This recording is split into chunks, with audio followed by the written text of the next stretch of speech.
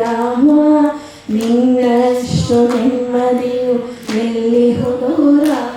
Let's sing together. ನಿನ್ನಷ್ಟು ಬೇಕೆನ್ನ ಹೃದಯಕ್ಕೆ ರಾಮ ನಿನ್ನಷ್ಟು ನೆಮ್ಮದಿಯು ಎಲ್ಲಿಹುದು ರಾಮ. ರಾಮ ರಾಮ ರಾಮ ರಾಮ ರಾಮ ರಾಮ ರಾಮ ರಾಮ.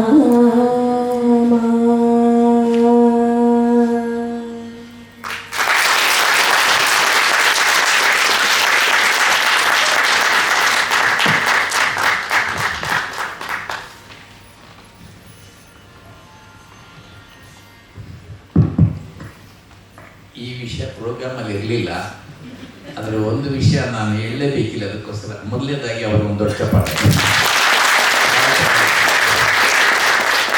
ನಾನು ಹೇಳ್ಬೇಕಾದ ವಿಷಯ, ಸಾಮಾನ್ಯವಾಗಿ ಹಾಡು ಕೇಳಿದ ತಕ್ಷಣ ಎಲ್ಲ ನಮ್ಮ ಗಜಾನನವರನ್ನ ತಂದು ಸ್ಟೇಜ್ನಲ್ಲಿ ಕುಳ್ಳಿಸ್ತಾರೆ, ಅವರು ಚಪ್ಪಾಳೆ ಹೊಡಿತಾರೆ. ಈ ಹಾಡನ್ನು ಮೊದಲು ಹಾಡಿದ್ದು ಯಾರು ಗೊತ್ತಾ ನಿಮಗೆ? ಅಲ್ಲಿ ಕೂತಿದ್ದಾರೆ, ದಯವಿಟ್ಟು ಕಲೆಕ್ಷನ್ ದಯವಿಟ್ಟು ಅವರ ಪತ್ನಿ. ಅದಕ್ಕೆ ಸಂಗೀತ ಹಾಕಿ ಮೊದಲ ಬಾರಿಗೆ ಹಾಡಿದ ಕಂಠ ನನಗನ್ಸುತ್ತೆ ಗಜಾನನ ಶರ್ಮಾ ಅವರಷ್ಟೇನೆ ಅವರಿಗೆ ಗೌರವ ಸಲ್ಲಬೇಕು.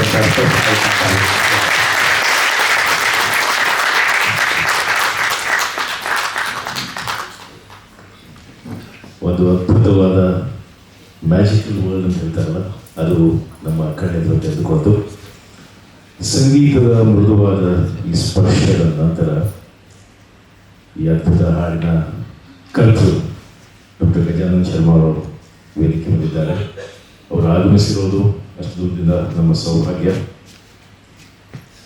ಇಂದಿನ ಕಾಲಮಾನದಲ್ಲಿ ರಾಮಾಯಣದ ಪ್ರಸ್ತುತತೆಯ ಕುರಿತು ತಮ್ಮ ಗಹನವಾದ ವಿಚಾರಗಳನ್ನು ನಮ್ಮೊಂದಿಗೆ ಹಂಚಿಕೊಳ್ಬೇಕು ಅಂತ ಗಜಾನನ ಶರ್ಮಾ ಸರ್ ನಾನು ತಮಗೆ ಹೇಳ್ಕೊಡ್ತೇನೆ.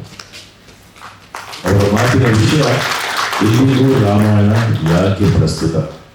ಎಲ್ರಿಗೂ ನಮಸ್ಕಾರ.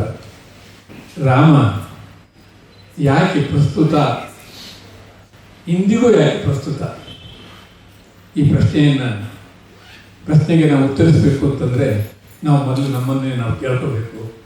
ನಮ್ಮೆಲ್ಲರಿಗೂ ಸುಂದರವಾದ ಬದುಕು ಯಾಕೆ ಪ್ರಸ್ತುತ ಮತ್ತು ಯಾಕೆ ಅಗತ್ಯ? ಎಲ್ಲಿಯ ತನಕ ಜಗತ್ತಿನಲ್ಲಿರುವ ಎಲ್ಲ ಜೀವಿಗಳು ಒಂದು ಒಳ್ಳೆಯ ಬದುಕನ್ನು ನಿರೀಕ್ಷಿಸ್ತಾರೋ, ಅನುಭವಿಸಲಿಕ್ಕೆ ಇಚ್ಛೆ ಪಡ್ತಾರೋ, ಅಲ್ಲಿ ತನಕ ರಾಮನ ಆಯನ ಅಥವಾ ರಾಮಾಯಣ ನಮ್ಮೆಲ್ಲರ ಬದುಕಿನ ಆದರ್ಶವಾಗಬೇಕು. ಯಾಕೆಂದರೆ ರಾಮಾಯಣ ಅಂತಂದರೆ ಭಾರತೀಯ ಪರಂಪರೆ ಒಂದು ಆದರ್ಶದ ಬದುಕಿನ ಹುಡುಕಾಟದಲ್ಲಿ ಕಂಡುಕೊಂಡ ಫಲಿತಾಂಶ. ನಮ್ಮೆಲ್ಲರಿಗೂ ಗೊತ್ತಿದೆ, ವಾಲ್ಮೀಕಿಯವರು ರಾಮಾಯಣವನ್ನು ಆರಂಭಿಸೋದೇ ಒಂದು ಪ್ರಶ್ನೆಯಿಂದ. ಈ ಜಗತ್ತಿನಲ್ಲಿ ಅತ್ಯಂತ ಯಶಸ್ವಿಯಾದ, ಅತ್ಯಂತ ಧರ್ಮಜ್ಞನಾದ, ಅತ್ಯಂತ ಕೃತಜ್ಞನಾದ ವ್ಯಕ್ತಿ ಯಾರು? ನಾರದ ಹತ್ರ ವಾಲ್ಮೀಕಿಯವರು ಪ್ರಶ್ನೆ ಮಾಡ್ತಾರೆ. ಆಗ ವಾಲ್ಮೀಕಿಯವರು ಸಂಪೂರ್ಣವಾಗಿ ಎಲ್ಲ ಗುಣಗಳನ್ನು ಹೇಳ್ತಾರೆ. ದಯೆ, ಕರುಣೆ, ಧೈರ್ಯ, ವೀರ್ಯ, ಪ್ರತಿಯೊಂದು ಇರುವಂಥ ಮನುಷ್ಯ ಯಾರು ಅಂತ ಹೇಳಿದಾಗ ಅಂಥದ್ದೊಂದು ಮನುಷ್ಯ ಬಹಳ ಕಷ್ಟ. ಆದರೆ ಈಗ ಒಬ್ಬ ಇದ್ದಾನೆ ಅಯೋಧ್ಯೆಯಲ್ಲಿ ಇರುವಂಥವನು, ಅವನು ಶ್ರೀರಾಮ ಎನ್ನುವುದರಿಂದ ರಾಮಾಯಣ ಪ್ರಾರಂಭ ಆಗ್ತದೆ. ಅಲ್ಲಿಗೆ ರಾಮ ಅಂತಂದರೆ ಎಲ್ಲ ಸದ್ಗುಣಗಳ ಮೊತ್ತ. ರಾಮಾಯಣ ಅಂತಂದರೆ ದೇವರು ಧರೆಗಿಳಿದು ಬಂದು ಒಂದು ಆದರ್ಶ ಬದುಕನ್ನು ಬದುಕುವುದು ಹೇಗೆ ಅನ್ನುವುದನ್ನು ನಮ್ಮೆಲ್ಲರಿಗೂ ಕಲಿಸಲಿಕ್ಕೆ ನಡೆಸಿದಂತಹ ಒಂದು ಪಯಣ, ಅದೇ ರಾಮಾಯಣ.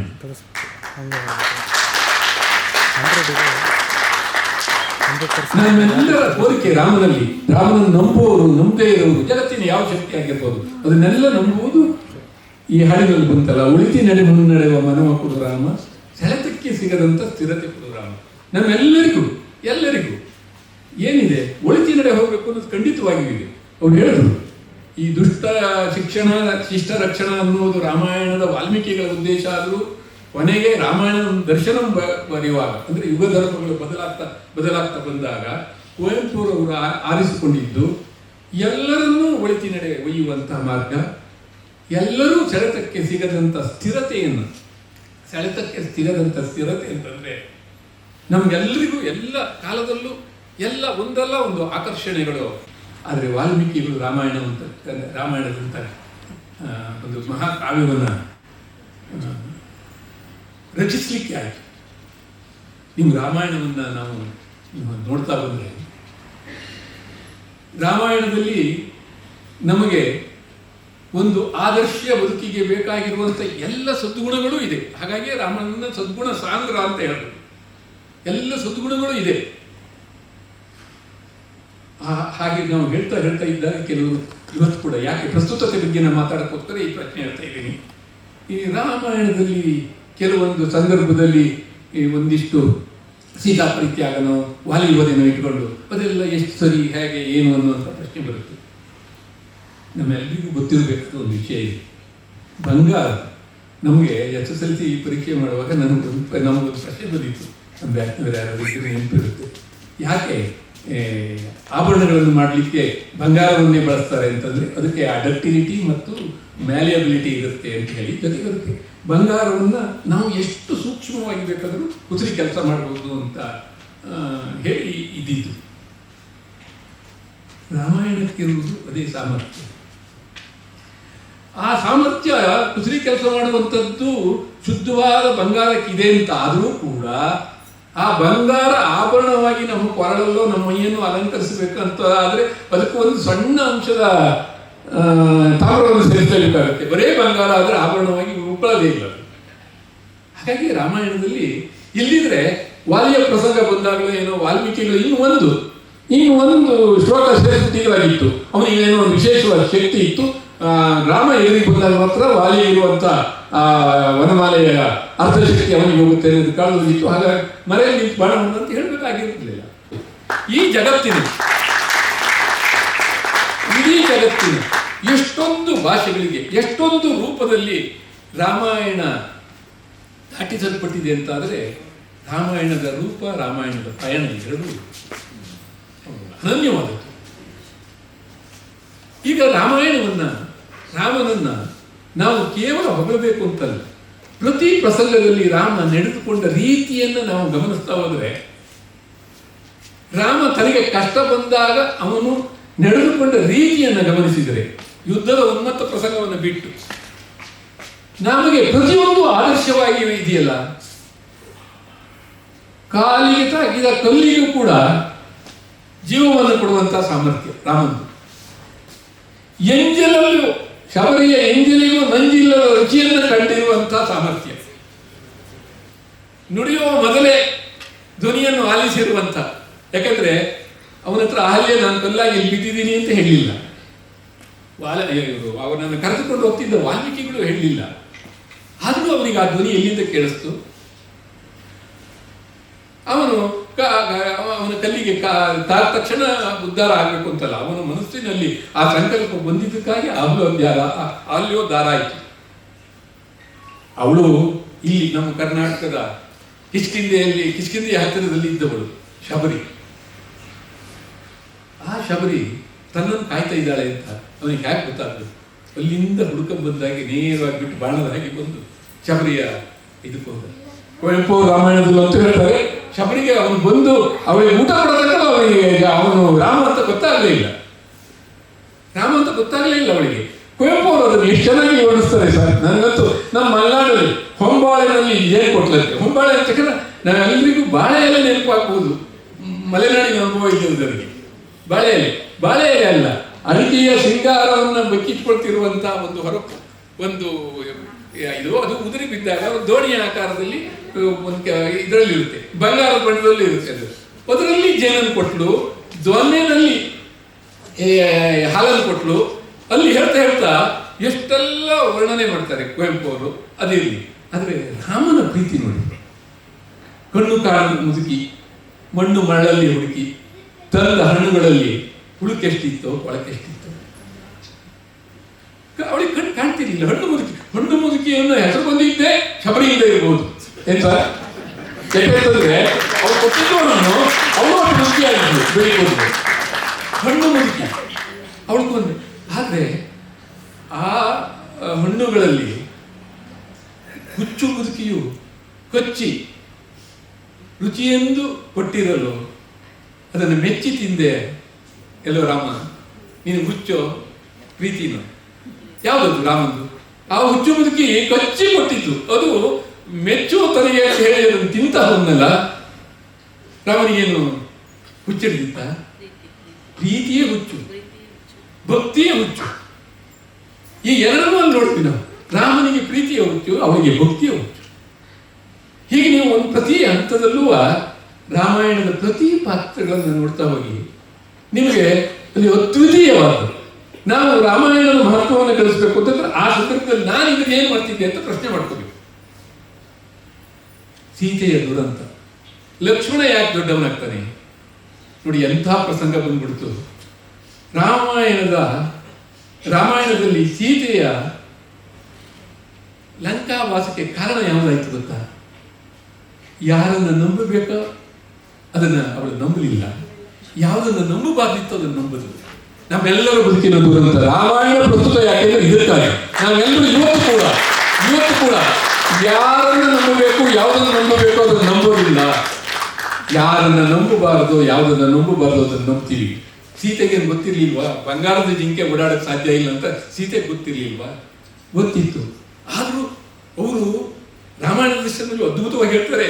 ಅವರಿಗೆ ವನವಾಸ ಮುಗಿದಿರೋ ಸಂದರ್ಭ, ಅದು ಕೊನೆ ಹಂತ. ಅವರು ವಾಪಸ್ ಅಯೋಧ್ಯೆಗೆ ಬರ್ಲಿಕ್ಕೆ ಎಲ್ಲ ಸಿದ್ಧತೆ ಮಾಡ್ಕೊತಾ ಇರ್ತಾರೆ. ಲಕ್ಷ್ಮಣ ಗಂಟು ಕಟ್ತಾ ಇರ್ತಾನೆ. ಅದೆಲ್ಲ ಆಗಿರುವಂತ ಸಂದರ್ಭದಲ್ಲಿ ಕೊನೆಗೆ ಅದೊಂದು ಮಾರೀಚ ಕಂಡುಬಿಟ್ಟ ಜಿಂಕೆ ರೂಪದಲ್ಲಿ.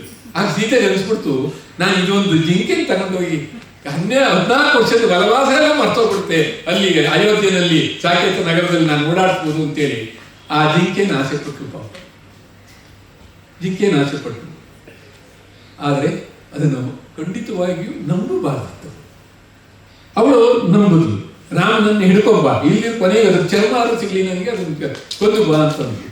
ಅದೇನು ಸರಿ ಆಯ್ತು, ಒಂದು ನಂಬಬಾರ್ದು, ನಂಬಿದ್ಲು, ಒಂದೇ ಅಪಾಯ ಹೋಗ್ತಿತ್ತು.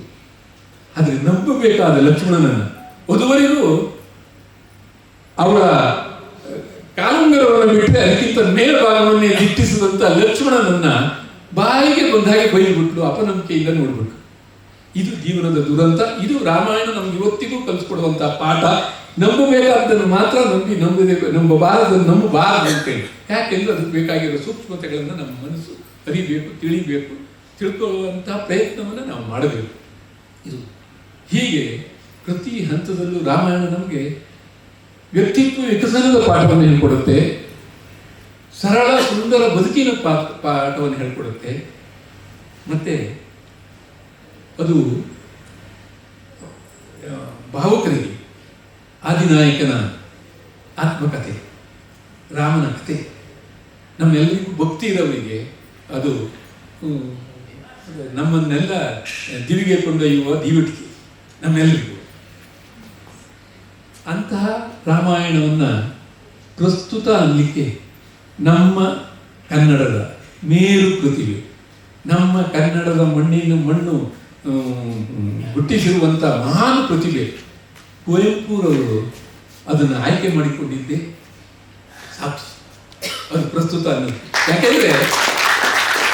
ಯಾಕೆಂದ್ರೆ ಯಾವುದೇ ಕಾವ್ಯ ಒಂದು ಕಾಲದಲ್ಲಿ ರಚನೆಯಾಗಿ ಅದು ಅಲ್ಲಿ ಎಲ್ಲೋ ಲೈಬ್ರರಿನಲ್ಲಿ ಅಷ್ಟಕ್ಕೆ ಉಳಿದುಬಿಟ್ರೆ ಅದು ಜನ ಅದನ್ನು ಮತ್ತೆ ಓದಿ ಬದುಕಿಗೆ ಅದು ಪ್ರಸ್ತುತ ಆಗ್ತಾ ಹೋಗಲ್ಲ.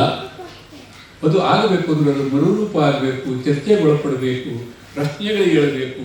ಜೊತೆಗೆ ಇಂತಹ ಮಹಾಕವಿಗಳು ಅದನ್ನು ಮತ್ತೆ ತೆಗೆದುಕೊಳ್ಬೇಕು, ಅದನ್ನು ಹಾಗೆ ತಗೊಳ್ತೋಗಿದೆ. ನೋಡಿ, ಇಡೀ ರಾಮಾಯಣದಲ್ಲಿ ಇನ್ನೊಂದು ಪ್ರಸಂಗ ತುಂಬ ನಾವು ಗಮನಿಸಬೇಕು. ಇಡೀ ರಾಮಾಯಣವೇ ಅಂತ ಪ್ರಸಂಗಗಳು. ಇದರಲ್ಲಿ ಭರತನ ಪಾತ್ರ, ನಂದಿಗ್ರಾಮದ ಸಂತ, ನಂದಿಗ್ರಾಮದಲ್ಲಿ ಸಂತನಾಗಿ ಬದುಕಿದವನು. ಅದರಲ್ಲಿ ಆ ಕಗ್ಗದ್ದು ಇದು ನೆನಪು ಎಷ್ಟು ಬರುತ್ತೋ ಗೊತ್ತಿಲ್ಲ ನನಗೆ. ಆ ಕಗ್ಗದ ಒಂದು ಇದು ಬರುತ್ತೆ, ಒಡರಿಸುವನೆಲ್ಲಮಂ ಅದಾವುದು ತನದಲ್ಲ, ಬಿಡನೊಂದು ಮಂ ತನ್ನದಲ್ಲವೆಂದು, ರಾಜ್ಯವನ್ನು ನಡೆಸುವನು ಸ್ವತಂತ್ರದಲ್ಲಿ ವಿನಯವನ್ನು ತೋರಿಸುತ್ತ. ಅದು ಅಂದರೆ ನೋಡಿ, ತಂದ ರಾಜ್ಯ ಅಲ್ಲ ಅಂತ ಗೊತ್ತಿದೆ ಭರತನಿಗೆ, ಪಾದಕೆಯನ್ನು ಅಲ್ಲಿ ಮೇಲಿಟ್ಟಿದ್ದಾನೆ. ಆದರೆ ಒಂದೇ ಒಂದು ಕರ್ತವ್ಯವನ್ನು ಬಿಡಲ್ಲ ಅವನು.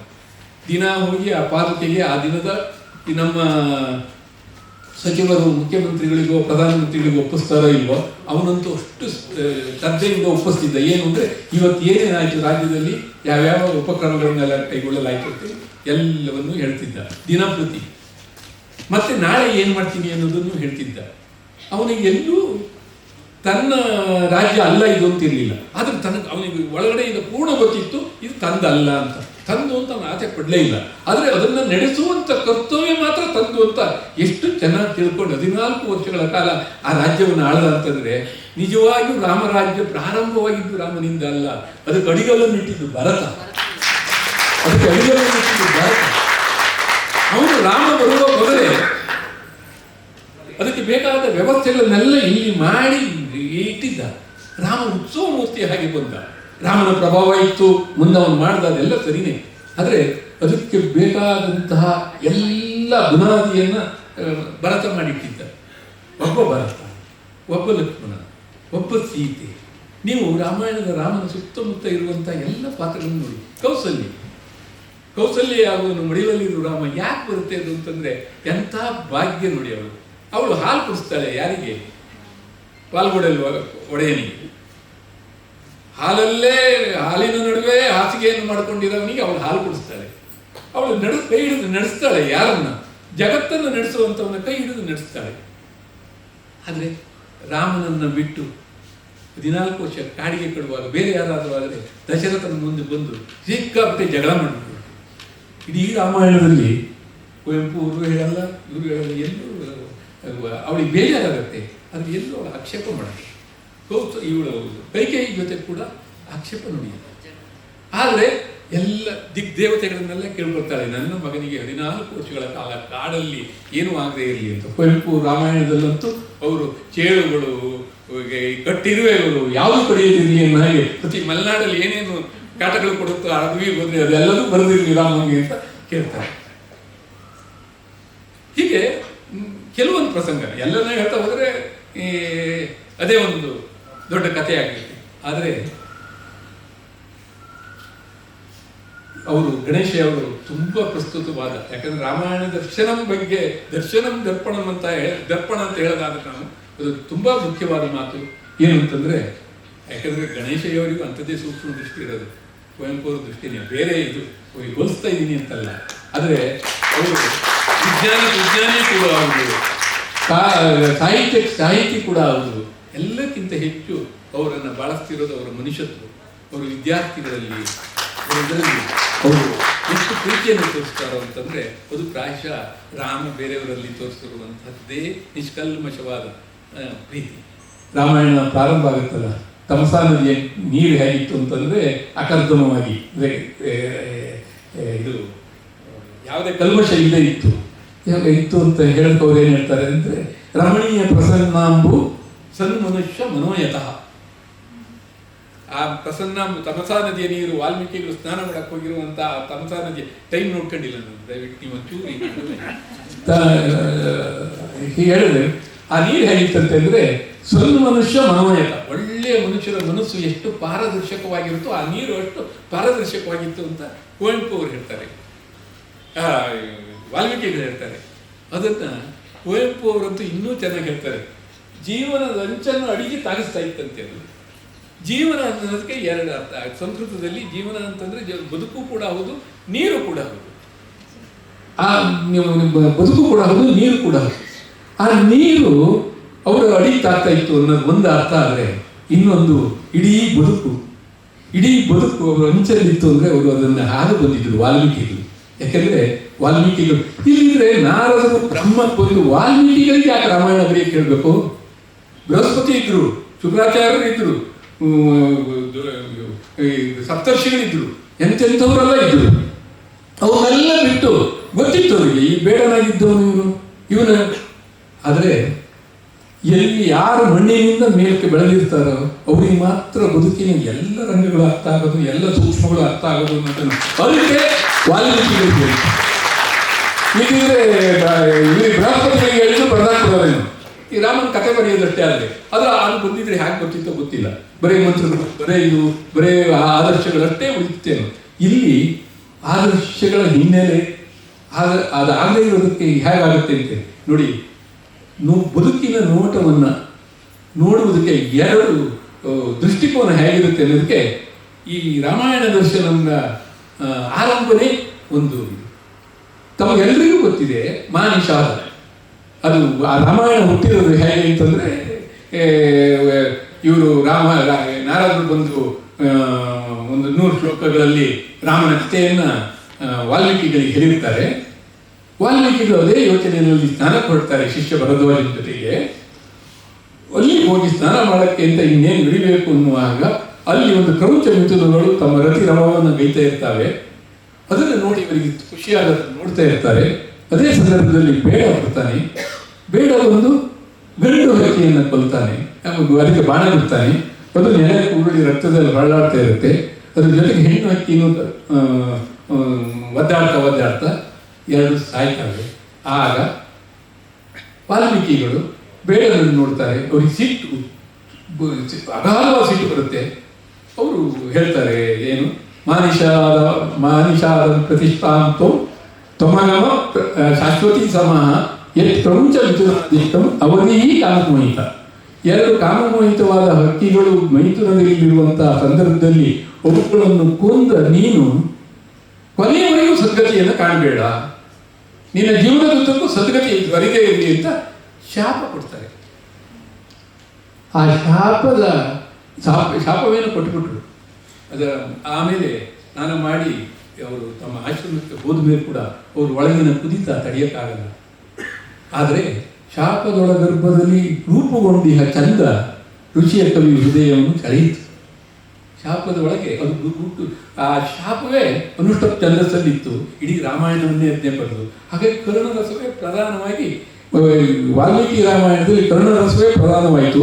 ಶ್ಲೋಕದ ಛಂದಸ್ಸೇ ಮಹಾ ಛಂದಸ್ಸಾಗಿ ಇಡೀ ರಾಮಾಯಣದ ಪ್ರತಿ ರಚನೆ ಆಯಿತು. ಇದನ್ನೇ ಕುವೆಂಪುರವರು ಏನು ಮಾಡಿದ್ರು?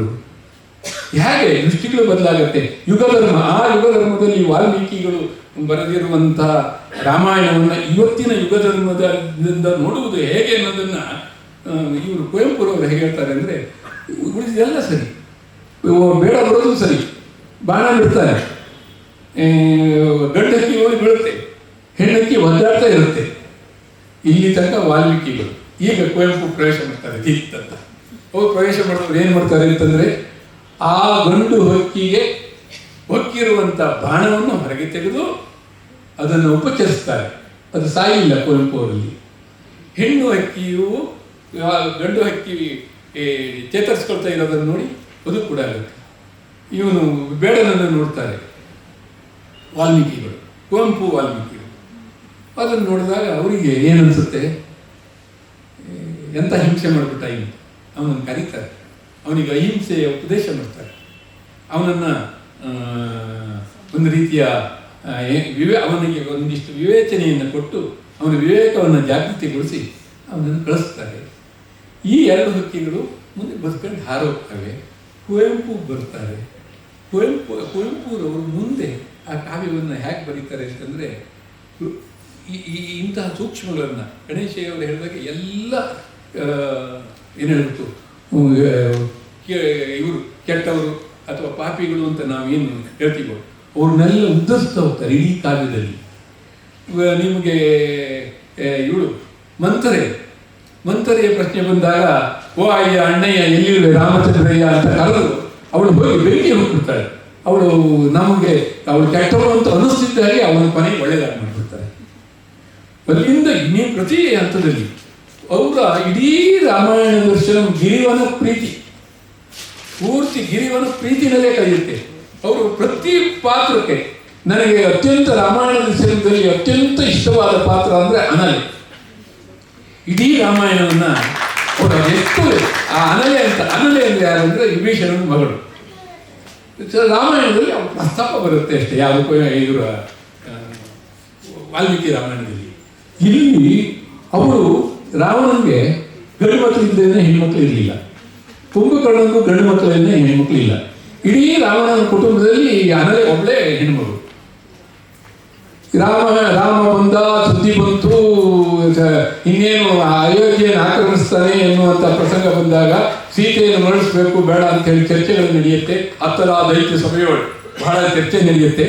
ಆಗ ಯಥಾ ಪ್ರಕಾರ ನಮ್ಮ ವಿಭೀಷಣನ ಪಾತ್ರನೂ ಅಷ್ಟೇ ಎಂಥ ಅದ್ಭುತವಾದ ಪಾತ್ರ ನೋಡಿ. ನೆತ್ತರಿನ ನೆಲ ಅಂದರೆ ಇವತ್ತಿನ ಇರಾನೋ ಇಸ್ರೇಲೋ ಅಮೆರಿಕದಲ್ಲೋ ಇರುವಂತಹ ನೆಲ. ಆ ನೆತ್ತಿನ ನೆಲದಲ್ಲಿ ಎತ್ತರಕ್ಕೆ ಬೆಳೆದಿರುವಂತಹ ಸತ್ಯದ ಕಲ್ಪುತ್ತದವನು. ಸರಿ, ಇದು ನಂದೇ ವಾಕ್ಯ. ನೆತ್ತರ ನೆಲದಲ್ಲಿ ಎತ್ತರ ಬೆಳೆದಿದೆ ಸತ್ಯದ ಕಲ್ಪುತ್ತರು ಅಂತ ಕಲ್ಪುತ್ತರು. ಅವನೇನು ಮಾಡ್ತಾನೆ, ರಾವಣನಿಗೆ ಹೇಳ್ತಾನೆ ಸೀತೆಯನ್ನು ಹಿಂತಿರುಗಿಸೋಣ, ಇಲ್ಲಿದ್ರೆ ಲಂಕೆ ಸರ್ವನಾಶ ಆಗುತ್ತೆ ಅಂತ. ರಾವಣನಿಗೆ ಸಿಟ್ಟು ಬರುತ್ತೆ. ಅದು ಇದರಲ್ಲೂ ಹಾಗೆ ಇದೆ. ಅವನು ಅವತ್ತಿನ ಸಭೆಯಿಂದ ನೇರವಾಗಿ ಎದ್ದು ಬಿಡ್ತಾನೆ.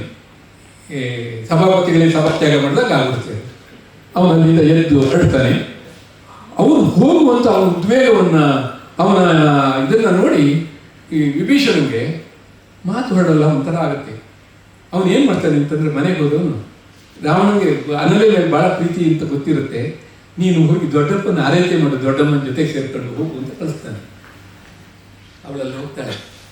ಇದಕ್ಕೆ ಕುವೆಂಪು ಕೊಟ್ಟಿರೋ ಇದೇನು ಅಂತಂದರೆ, ವಿಭೀಷಣನಿಗೆ ರಾವಣ ಹೇಳ್ದಂಗೆ ನಿನ್ನ ಮಗಳ ಅಲ್ತು ಎನ್ನವಳು ಅನಲೆ ಅಂತ. ಅಂದರೆ ಈ ಅನಲೆ ನಿನ್ನ ಮಗಳಲ್ಲ, ನನ್ನ ಮಗಳು ಕಣೋ, ನೀನು ಅವಳು ಒಬ್ಬಳನ್ನಾರು ಇಲ್ಲಿ ಬಿಟ್ಟು ಹೋಗು ಅಂತೇಳಿ ಅದನ್ನೇ ಹೇಳ್ತಾ ಇದ್ದೀನಿ ನಾನು. ಅವನ ಕೊನೆಗೆ ವಿಭೀಷಣ ಮುಂದಿನ ಬೆಳಗಾಗ್ತಿದ್ದ ಹಾಗೆ ರಾವಣನ ಮನೆಗೆ ಹೋಗ್ತಾನೆ. ರಾವಣನಿಗೆ ಈಗಾದ್ರೂ ಕನ್ವಿನ್ಸ್ ಮಾಡೋಣ ಅಂತೇಳಿ ರಾವಣ ಅಲ್ಲಿ ಮಂಡೋದರಿ ಅವನ್ನ ಎಚ್ಚರಿಸ್ತಾ ಇರ್ತಾಳೆ. ಅವಿಂದ್ಯ ಅಂಥೇಳಿ ಅವರ ಮಾವ, ಅವನು ಅಲ್ಲಿ ಈ ರಕ್ಷಣೆಯ ಇದನ್ನೆಲ್ಲ ನಡೆಸ್ತಾ ಇರ್ತಾನೆ. ಅವನು ವಿಭೀಷಣ ಬಂದಿದ್ದು ನೋಡಿ ಅವನನ್ನು ಒಳಗೆ ಬಿಡ್ತಾನೆ. ಅವನು ಹೋಗಿ ರಾವಣ ಮಲಗಿರುವಂಥ ಮಂಚದ ಪಕ್ಕದಲ್ಲಿ ಕುತ್ಕೋತಾನೆ. ಕೂತ್ಕೊಂಡಾಗ ರಾವಣ ಕನಸಲ್ಲಿ ಏನೇನು ಇದೆಲ್ಲ ನಡೀತಿದೆ ಎಲ್ಲ ಬೇರೆ ಕಥೆಗಳು. ಕೊನೆಯದಾಗಿ ಏನಾಗುತ್ತೆ, ಅನಲೆ ಆ ದೊಡ್ಡಪ್ಪನ ಉಪಚರಿಸ್ತಾ ಇರ್ತಾಳೆ. ಆವಾಗ ರಾವಣನಿಗೆ ಏನೋ ಕನಸು ಬಂದು ಎಚ್ಚರ ಬರುತ್ತೆ. ಎಚ್ಚರ ಬಂದಾಗ ಅವನು ರಾವಣ ಅನಲೆ ಹತ್ರ ಕೇಳ್ತಾನೆ ಕನಸಿನ, ನೀನೇನಾದ್ರು ಅಪ್ಪ ನನ್ನನ್ನು ಬಿಟ್ಟು ಹೋದ್ರೆ ನೀನು ಬಿಟ್ಟು ಹೋಗ್ತೀಯ? ಅವಳು ಹಾಗಾಗಲ್ಲ, ನಮ್ಮಪ್ಪ ಬಿಟ್ಟೋಗಲ್ಲ ಅನ್ನುವ ಹಾಗೆ ಹೇಳ್ತಾಳೆ. ಬಟ್ಟೊತ್ತಿಗೆ ಏನಾಗುತ್ತೆ, ಇಲ್ಲಿ ರಾವಣ ವಿಭೀಷಣ ಕೂತಿರೋದನ್ನು ನೋಡಿಬಿಡ್ತಾನೆ. ರಾವಣ ಸಿಟ್ಟು ಬಂದುಬಿಡುತ್ತೆ. ವಂಚಕ, ಇಲ್ಲಿ ಹಾಕೋದಿದೆಯಾ ನೀನು ಹೊರಟೋಗು, ನೀನು ಇಲ್ಲಿ ರಾಜ್ಯದಲ್ಲೇ ಇರುವಾಗ ಹೊರಟೋಗು ಅಂತೇಳಿ ಯಥಾ ಪ್ರಕಾರ ಬೈದು ಕಳ್ಸಕ್ಕೆ ಹೊರಡ್ತಾನೆ. ಇವನು ಹೊರಡಬೇಕು. ಅನಲೇ ಏನು ಮಾಡಬೇಕು? ಅವಾಗ ಒಂದೇ ಒಂದು ರಾವಣ ಕೇಳ್ಕೊತಾನೆ, ಅನಲೇ ನಿಲ್ಲೇ ಬಿಡು, ಅನಲೇ ನಿಲ್ಬಿಡು. ಅವಳಿಗೆ ನಾನು ಪುಷ್ಪಕ ವಿಮಾನ ಕೊಡ್ತೀನಿ, ನೀನು ಎಲ್ಲೇ ಹೋಗಿ ಸೇರ್ಕೋ, ಅಲ್ಲಿಗೆ ಬರೋ ಹಾಗೆ ನಾನು ಮಾಡ್ತೀನಿ. ನೀನು ಎಲ್ಲೇ ಇರು, ಅಲ್ಲಿಗೆ ಅವಳು ಬರೋ ಹಾಗೆ ನಾನು ವ್ಯವಸ್ಥೆ ಮಾಡ್ತೀನಿ, ಅವಳಿಗೆ ಒಪ್ಪಿಗೆ ಕೊಡ್ತೀನಿ. ಅವಳೊಬ್ಬಳು ನೀನು ಬಿಟ್ಟು ಹೋಗುವಂತ, ನೀನು ಏನೂ ಕೇಳಲ್ಲ ನಾನು ಅಂತೇಳಿ ತನ್ನಿಂದ ದೂರ ತನ್ನ ವೈರಿಯತ್ತ ಹೊರಟಿದ್ದ. ಗೊತ್ತಿರಲ್ಲ ಪೂರ್ತಿ ಅವನಿಗೆ, ಅದರ ಅನುಮಾನ ಇರುತ್ತೆ. ಅಲ್ಲಿಗೆ ಹೊರಟಿರುವಂಥ ತನ್ನ ತಮ್ಮನಿಗೆ ರಾವಣ ಕೇಳ್ತಾನೆ. ಅದು ನಿಜವಾದ ಪ್ರೀತಿ ಅಲ್ವಾ? ಆ ಅಂತಃಕರಣ, ಆ ಒಂದು ಹೆಣ್ಣು ಮಗುವಿನ ಮೇಲೆ ಇರುವಂಥ ಪ್ರೀತಿಯನ್ನು ಕುವೆಂಪು ಅವರಲ್ಲದೆ ಮತ್ತೆ ಯಾರು ಸಾಧ್ಯನೇ. ಅದು ರಾವಣನಂತ ಕೆಟ್ಟವನು. ಅಲ್ಲಿ ಒಂದು ಇನ್ನೊಂದು ಪ್ರಶ್ನೆ ಬರುತ್ತೆ, ನನಗೆ ಅನಲೆಯ ಪಾತ್ರ ಯಾಕೆ ಖುಷಿ ಅಂತಂದರೆ, ಮನೆಗೆ ಒಂದು ದಿನ ಕುಂಭಕರ್ಣ ಸತ್ತ ದಿನ ಸೀತೆ ಹತ್ರ ಬರ್ತಾಳೆ. ಅವಳು ಮಧ್ಯ ಸ್ಥಿತಿ, ಎಲ್ಲರೂ ಓಡ್ಬೋದು. ಅವಳು ಭಾಳ ಖುಷಿಯಾಗಿರ, ಯಾರ್ದೋ ಒಂದು ಮನೆಯಲ್ಲಿ ಕುಟುಂಬದಲ್ಲಿ ಒಂದು ಹೆಣ್ಮಗು ಇದ್ರೆ ಎಲ್ಲರ ಮನೆಗೂ ಹೋಗ್ಬೋದಲ್ಲ. ಹಾಗೆ ಸೀತೆ ಹತ್ರ ಬಂದಾಗ, ಇವತ್ತೇನು ಇಷ್ಟು ದುಃಖ ಇದೆ ಲಂಕೆ ಇದರಲ್ಲಿ ಕೇಳಿದ್ರೆ, ಕುಂಭಕರ್ಣ ದೊಡ್ಡಪ್ಪ ಹೋಗ್ಬಿಟ್ರು ನಿನ್ನೆ ಅಂತ ಹೇಳ್ಕೊಂಡು, ಹೌದಾ ಅಂತ ಹೇಳಿದಾಗ, ಕುಂಭಕರ್ಣ ನಮ್ಗೆ ಇದುವರೆಗೂ ಗೊತ್ತಿರೋದು ಅವನು ಎಬ್ಬಿಸಿರೋ ತಮಾಷೆ, ಅವನ ಆಪ್ ಮಾಡಿದೆ ಇದು ಮಾಡಿದೆ ಎಲ್ಲ ಗೊತ್ತಿದೆ. ಆದರೆ ಅನಲೆ ಎಷ್ಟು ಚೆನ್ನಾಗಿ ದೊಡ್ಡಪ್ಪ ಅವಳು ಸೀತೆ ಹತ್ರ ಹೇಳ್ತಾಳೆ. ಸೀತೆ ಹತ್ರ ಅವಳು ಹೇಳೋದು, ದೊಡ್ಡಪ್ಪ ಹೋಗಿದ್ದು ನನಗೆ ತುಂಬ ಬೇಜಾರಾಯಿತು, ಅವರು ಎಷ್ಟು ಕೆಟ್ಟವರು ಅದೆಲ್ಲ ನನಗೆ ಗೊತ್ತಿಲ್ಲ, ಆದರೆ ನನ್ನನ್ನು ಯಾವಾಗಲೂ ನೀನು ಹೂವಿನ ಚೆಂಡು ಅಂತ ಎತ್ತಿ ಮೇಲೆ ಆರಿಸಿ, ಚಿಕ್ಕಕ್ಕಿರುವಾಗ ನಾನು ಎತ್ತಿ, ಅವಳಿಗೆ ಆಗ 16 ವರ್ಷ, ನಾನು ಚಿಕ್ಕಕ್ಕಿರುವಾಗ ಎತ್ತಿ ಆಡಿಸ್ತಿದ್ದವ್ರಯ್ಯ, ನಮ್ಮ ಇಡೀ ಕುಟುಂಬದಲ್ಲಿ ತಮಾಷೆ ಮಾಡ್ಕೊಂಡು ಇರ್ತಿದ್ರು ಅಂತ ಕುಂಭಕರ್ಣನ ಬಗ್ಗೆನೂ ಈ ಥರದ್ದು ಒಂದು ದೃಷ್ಟಿ ನಮಗೆ ರಾಮಾಯಣ ಬೇರೆ ಯಾವ ರಾಮಾಯಣಗಳಲ್ಲೂ ನಮ್ಗೆ ಸಿಗಲ್ಲ. ಆದರೆ ಇಲ್ಲೊಂದು ಸರಿ ಅನ್ಸ್ಬಿಡ್ತು, ಅಯ್ಯೋ ಕುಂಭಕರ್ಣನೊಳಗೂ ಒಂದು ಹೃದಯ ಇತ್ತಲ್ಲ, ರಾವಣನಂತ ವಿಕೃತ ಶರೀರದ ಒಳಗೂ ಹೃದಯಕ್ಕೊಂದು ಸಣ್ಣ ಜಾಗ ಇತ್ತಲ್ಲ, 10 ತಲೆಗಳ ವಿಕೃತ ಶರೀರದಲ್ಲಿ ಒಂದು ಪುಟ್ಟ ಜಾಗ ಇತ್ತಲ್ಲ ಹೃದಯಕ್ಕೆ ಅಂದ್ರೆ ಅರ್ಥ. ಕುವೆಂಪು ಅವ್ರ ದೃಷ್ಟಿಯಲ್ಲಿ ಎಂಥ ಕೇಡುಗನಲ್ಲಿಯೂ ಒಂದು ಸಣ್ಣ ಹೃದಯ ಇರುತ್ತೆ. ಯಾರನ್ನೋ ರಸ್ತೆಯಲ್ಲಿ ಕೊಲೆ ಮಾಡುವಂಥ ರೌಡಿಯು ಮನೆಗೆ ಹೋದ್ರೆ ತನ್ನ ಮಗು ಎದುರಿಗೆ ಬಂದರೆ ಅದನ್ನ ಕತ್ತಿ ಎತ್ತಲ್ಲ ಅವನು ಅಂತ ಕುವೆಂಪು ಅವರ ದೃಷ್ಟಿ. ಹೀಗೆ ಇಂತಹ ದೃಷ್ಟಿಗಳಿಂದ ಮತ್ತೆ ಮತ್ತೆ ನವೀಕರಣ ಆಗ್ತಾ ಇರೋದ್ರಿಂದ ರಾಮಾಯಣ ಯಾವತ್ತಿಗೂ ಪ್ರಸ್ತುತ. ರಾಮಾಯಣದ ಆರಂಭದಲ್ಲಿ ವಾಲ್ಮೀಕಿಯವರ ಬಗ್ಗೆ ವಾಲ್ಮೀಕಿಯ ಇದನ್ನು ಹೇಳ್ತಾ ಒಂದು ಒಳ್ಳೆಯ ಇದಿದೆ, ಏನು ಅಂತಂದರೆ ಶ್ಲೋಕ ಇದೆ. ಅದೇನು ಅಂತಂದರೆ ಶ್ಲೋಕ ನೆನಪಾಗಲ್ಲ, ಆದರೆ ಅದರ ಅರ್ಥ ಏನು ಅಂದರೆ, ಭೂಮಿಯಲ್ಲಿ ಎಲ್ಲಿಯ ತನಕ ಪರ್ವತಗಳು ಇರ್ತಾವೆ, ಎಲ್ಲಿಯ ತನಕ ನದಿಗಳು ಹರಿತಾವೆ, ಎಲ್ಲಿಯ ತನಕ ಸಮುದ್ರ ಇರ್ತದೆಯೋ ಅಲ್ಲಿಯ ತನಕ ರಾಮಾಯಣ ಇರುತ್ತೆ ಅಂತ.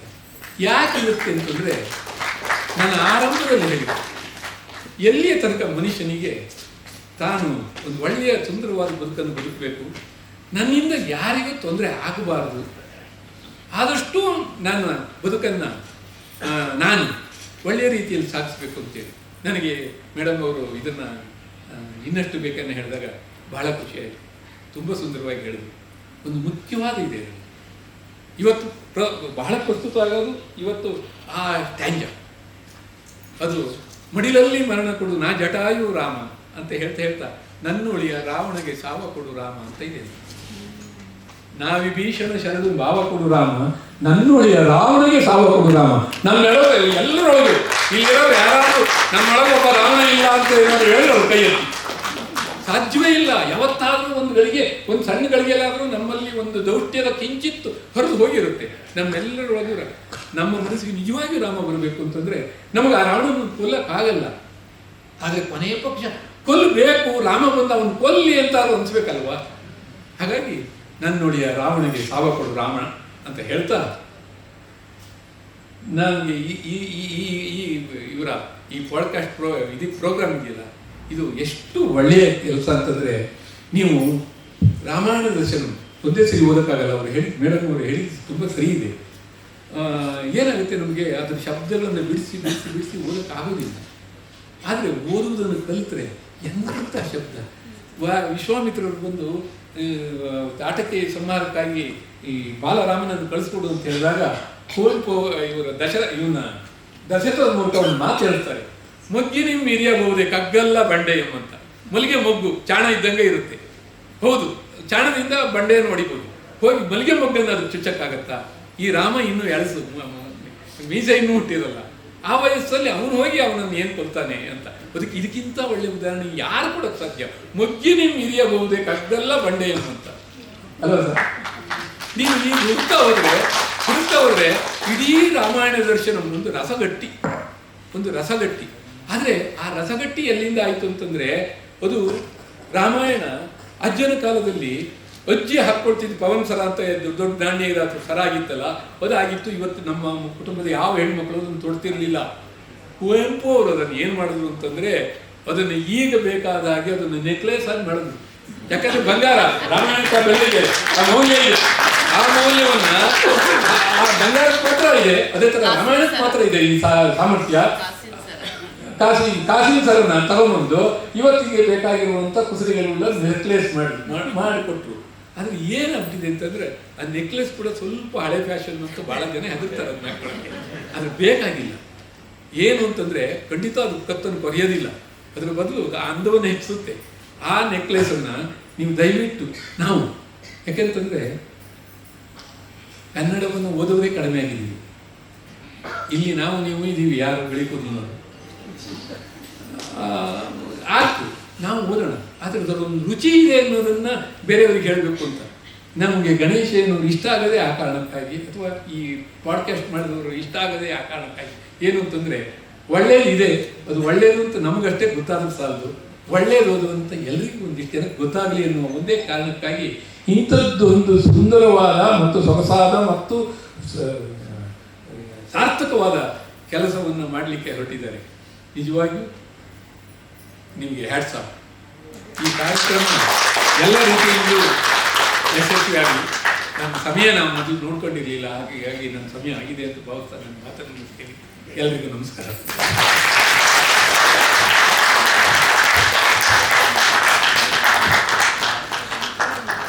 ಇಂಥ ಅದ್ಭುತ ವಾಗ್ಚರಿಗೆ ನಾವೆಲ್ಲರೂ ತೋರಿಸಬಹುದಾದ ನಿಜವಾದ ಸನ್ಮಾನ ಎದುರಿಸಿಕೊಂಡು ದೀರ್ಘವನ್ನು ಸರ್ಕಾರದ ಮೂಲಕ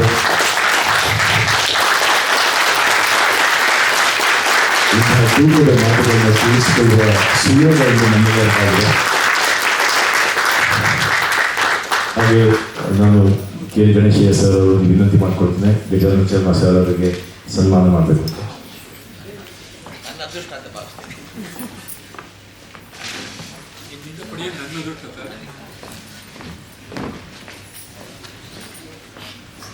ಚಪ್ಪಾಳೆ ನಿಲ್ಲಬಾರದು.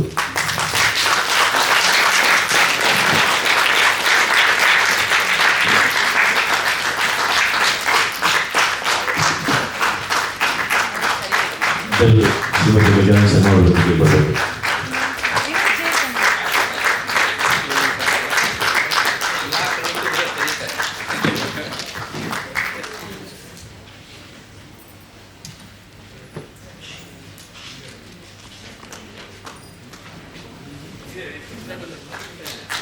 ಕಾರ್ಯಕ್ರಮದ ನಂತರ ಲಘು ಉಪಹಾರದ ವ್ಯವಸ್ಥೆ ಇದೆ, ಹಾಗಾಗಿ ಆಯಾಸ ಪಡ್ಕೊಂಡು ಚಪ್ಪಾಳೆ ಮುಂದುವರಿಸಿ.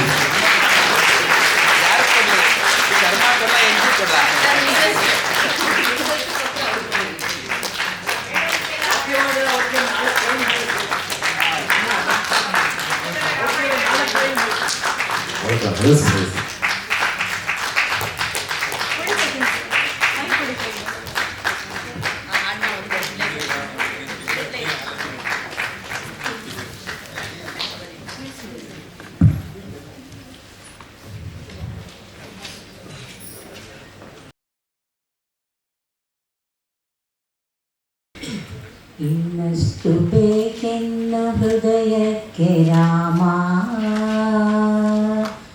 ನಿನ್ನಷ್ಟು ನೆಮ್ಮದಿಯು ಎಲ್ಲಿಹುದು ರಾಮ. ಮಡಿಲಲ್ಲಿ ಮರಣ ಕೊಡು ನಾ ಜಟಾಯು ರಾಮ, ಮುಡಿಯಲ್ಲಿ ಅಡಿಯ ನಿಡು ನಾ ಹಲ್ಯೆಯು ರಾಮ. ನಾ ವಿಭೀಷಣ ಶರಣು ಭಾವ ಕೊಡು ರಾಮ, ನನ್ನೊಳಿಗ ರಾವಣಗೆ ಸಾವ ಕೊಡು ರಾಮ. ಕಣ್ಣೀರು ಕರೆಯುವೆನು ನನ್ನತನ ಕಳೆ ರಾಮ, ನಿನ್ನೊಳಗೆ ಕರಗುವೆನು ನಿಮ್ಮೋಹ ಕೊಡು ರಾಮ. ಇನ್ನಷ್ಟು ಬೇಕೆನ್ನ ಹೃದಯಕ್ಕೆ ರಾಮ, ನಿನ್ನಷ್ಟು ನೆಮ್ಮದಿಯು ಎಲ್ಲಿಹುದು ರಾಮ, ನಿನ್ನಷ್ಟು ನೆಮ್ಮದಿಯು ಎಲ್ಲಿಹುದೋ ರಾಮ.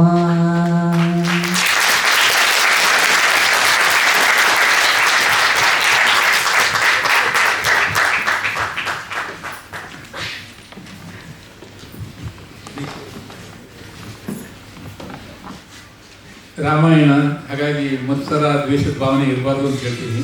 ಆದರೆ ಈಗ ನಾನು ಮತ್ತೆ 2ನೇ ಸರಿ ಮೈಕ್ ತಗೊಂಡಿದ್ದು ಗಣೇಶಯ್ಯ ಅವರ ಮೇಲೆ ಸೇರ್ತಿಸ್ಕೊಳ್ಳೋಕ್ಕೆ. ಏನು ಅಂತಂದರೆ, ಸೂಕ್ಷ್ಮ ದೃಷ್ಟಿ ಅನ್ನೋದು ಹೇಗಿರುತ್ತೆ ಅಂದರೆ, ಇದು ಸತ್ಯ. ಗಣೇಶಯ್ಯ ಅವರು ಹೇಳಿದರು, ನಾನು ಕನ್ನಡದಲ್ಲಿ ನನ್ನ ಜೊತೆ ಸಾಹಿತ್ಯ ಮಿತ್ರರಲ್ಲಿ ಅತ್ಯಂತ ಗೌರವಿಸೋದು ಅವ್ರನ್ನ. ನೋಡಿ, ಅವರು ಪ್ರತಿ ಸರಿ ಹೇಳ್ತಾರೆ, ಎಲ್ಲೋ ಒಂದು ಕಡೆ ನಾವು ಗಂಡಸರು ಪುರುಷರು ಕ್ರೆಡಿಟ್ ಪೂರ್ತಿ ನಮ್ಮದೇ ಅಂತ ಹೇಳ್ತೀವಿ. ಅದಕ್ಕೆ ರಾಗ ಹಾಕಿದ್ದು, ಅದನ್ನು ಟೈಮ್ ಮಾಡಿ ಮೊದಲು ನನ್ನ ಮಗನ ಮೂಲಕ ಹೇಳಿಸಿ ಅದು ಜನಪ್ರಿಯ ಆಗೋಕ್ಕೆ ಕಾರಣ ಆಗಿದ್ದು ನನ್ನ ಶ್ರೀಮತಿ. ಹೌದು, ಇದನ್ನು ಯಾಕೆ ಹೇಳಿ ಅಂತಂದರೆ, ಒಂದು ಮಾತನ್ನು ನಾನು ಮರೆತೆ ಅದನ್ನು ಹೇಳಲೇಬೇಕು. ಈ ದರ್ಶನಂಗೆ ದರ್ಪಣ ಹಿಡಿಯೋಕ್ಕೆ ಗಣೇಶಯ್ಯ ಅವರು ಯಾಕೆ ಬೇಕು ಅಂತಂದರೆ, ದರ್ಶನಂನಲ್ಲಿ ಒಂದು ಪ್ರಸಂಗ ಬರುತ್ತೆ, ಅದು ವಾಲ್ಮೀಕಿಗಳಲ್ಲಿ ಬಹಳ ಒಂಥರ ಇದರಲ್ಲಿ ಉದ್ವೇಗದಲ್ಲಿ ಹೋಗುತ್ತೆ. ಇಲ್ಲಿ ಏನಾಗುತ್ತೆ ಅಂತಂದರೆ, ಲಕ್ಷ್ಮಣ ನಿಕುಂಬಳ ಯಾಗವನ್ನು ಮಾಡಬೇಕು ಅಂತ ಹೇಳಿ ಇಂದ್ರಜಿತು ಒಳಗೆ ಕೂತು ಅವನು ಒಂದು ತಾಂತ್ರಿಕ ಲೋಕವನ್ನು ತ್ಯಜಿಸಿಕೊಂಡು ಅಲ್ಲಿ ಒಳಗೆ ಅಗ್ನಿಯ ನಡುವೆ ಅಗ್ನಿ ದ್ವಾರ ಇರುತ್ತೆ, ಅದ್ರ ಮುಂದೆ ಅವನು ಇದು ಪ್ರಾಣಮಯ ಕೋಶಕ್ಕೆ ಹೋಗಬೇಕು ಅಂತಿರುತ್ತೆ. ಅಲ್ಲಿ ಹೋಗ್ಲಿಕ್ಕಾಗಲ್ಲ. ವಿಭೀಷಣ ಹೇಳ್ತಾನೆ, ನೀನು ಪ್ರಯತ್ನ ಮಾಡಿದ್ರೆ ಹೋಗ್ಬೋದು, ಆಂಜನೇಯ ಹೋಗ್ಬೋದು, ಇನ್ಯಾರು ಹೋಗಕ್ಕಾಗಲ್ಲ ಅಂತ ಲಕ್ಷ್ಮಣ ನುಗ್ತಾನೆ. ಅಲ್ಲಿ ಆಗದೇನೆ ಅವನು ಪೂರ್ಣ ಹೆಚ್ಚು ಕಡಿಮೆ ಸಾಯ್ತಾನೆ. ಆಗ ಅಲ್ಲಿ ಏನು ಪ್ರಶ್ನೆ ಬರುತ್ತೆ ಅಂತಂದ್ರೆ ಇದು ಅವನು ಉಳಿಬೇಕು ಅಂತಂದ್ರೆ ಸುಷೇಣ ಹೇಳ್ತಾನೆ ಹಿಮಾಲಯಕ್ಕೆ ಹೋಗಿ ಸಂಜೀವಿನಿ ಗಾಥೆಯನ್ನು ತರಬೇಕು ಕೊಡ್ತಾನೆ. ಅದೊಂದು ಅದ್ಭುತವಾಗಿ ಬಂದಿದೆ. ಅದು ಆಂಜನೇಯ ಹೋಗ್ತಾನೆ, ಆಂಜನೇಯ ಪ್ರಾಣಮಯ ಕೋಶದಿಂದ ಮನೋಮಯ ಕೋಶಕ್ಕೆ ಹೋಗ್ತಾನೆ, ಅವನಿಗೆ ತನವೇ ಮರ್ತೋಗುತ್ತೆ, ಅದೆಲ್ಲ ಬೇರೆ. ಆಮೇಲೆ ಅವನು ಸಂಜೀವಿನಿ ಲತೆಯನ್ನು ತಂದ ಮೇಲೆ ಸುಷೇಣ ಲಕ್ಷ್ಮಣನನ್ನು ಎಬ್ಬಿಸ್ತಾನೆ. ಲಕ್ಷ್ಮಣನನ್ನು ಎಬ್ಬಿಸಿದ ತಕ್ಷಣ ಅವನು ಕಣ್ಣು ಬಿಟ್ಟು ಇಂದ್ರಜಿತು ಎಲ್ಲಿ ಅಂತ ಹುಡುಕಲ್ಲ, ಊರ್ಮಿಳೆ ಊರ್ಮಿಳೆ ಊರ್ಮಿಳೆ ಅಂತ ಇರ್ತಾನೆ. ಇಡೀ ಯಾಕೆಂದ್ರೆ ಇವರು ವಾಲ್ಮೀಕಿಗಳ ರಾಮಾಯಣದಲ್ಲಿ ಊರ್ಮಿಳೆ ಮರೆತೋಗಿದ್ದಾಳೆ, ಅವಳ ಅಯೋಧ್ಯೆಯನ್ನು ಬಿಟ್ಟು ಅಂದ್ಮೇಲೆ ಒಳ್ಳೆ ಇದ್ಲು ಅವಳು. ಕುವೆಂಪು ಅವರು ಲಕ್ಷ್ಮಣನ ವಿಷಯ ಬಂದಾಗಲ್ಲ ಊರ್ಮಿಳೆನೇ ತಗೊಂಡ್ಬರ್ತಾರೆ. ಗಣೇಶ ಅವರು ನನ್ನ ಹೇಳ್ತೀನಿ ಅಲ್ಲಿ ಆ ಊರ್ಮಿಳೆ ಕನಸು ಅವನಿಗೆ ಲಕ್ಷ್ಮಣ ಮೈ ಕೇಳಿದವನು ಹೇಳ್ತಾನೆ, ನಾನು ನೋಡಿದೆ ನನ್ನ ಹೆಂಡತಿ ಬಿಳಿ ಒಳಕಲವನ್ನು ಉಟ್ಕೊಂಡು ತಪಸ್ಸು ಮಾಡ್ತಾ ಇದ್ಲು, ಅವಳು ತನ್ನ ತಪಶಕ್ತಿಯ ಕವಚವನ್ನ ನನಗೆ ತೊಡಿಸಿದಾಳು. ಈಗ ಇನ್ನು ಈ ಇಂದ್ರಜಿತು ಉಳಿಯಲ್ಲ, ಇನ್ನು ಯಾರು ಅಗ್ನಿ ನನ್ನನ್ನು ತಡೆಯೋಕ್ಕಾಗಲ್ಲ, ನಾನು ಹೋಗ್ತೀನಿ ಅಂತ ಹೇಳ್ತಾರೆ. ನಾನೀಗ ಹಂಗೆ ಹೇಳಲ್ಲ, ನನ್ನ ಮನೆಗೆ ಬರಲ್ಲ. ಆದರೆ ಗಣೇಶಯ್ಯವರ ಈ ಸೂಕ್ಷ್ಮ ದೃಷ್ಟಿ ಇದೆಯಲ್ಲ, ಅದು ಬಹಳ ಇಷ್ಟ ಆಗೋದು. ಅದಕ್ಕಾಗಿ ಅವರಿಗೆ ಒಂದು ದೀರ್ಘದ ಪ್ರಣಾಮ. ಆ ಸೂಕ್ಷ್ಮ ದೃಷ್ಟಿ ಬರಬೇಕಾದ್ರೆ ಬಹುಶಃ ಕಾರಣ ಅದು ನನ್ನ ಸ್ವಂತದ್ದಲ್ಲ, ಅಂತರ್ಯದಲ್ಲ, ರಾಮಾಯಣದ ಓದಿನಿಂದ ನಾನು ಭಾವಿಸ್ತೀನಿ.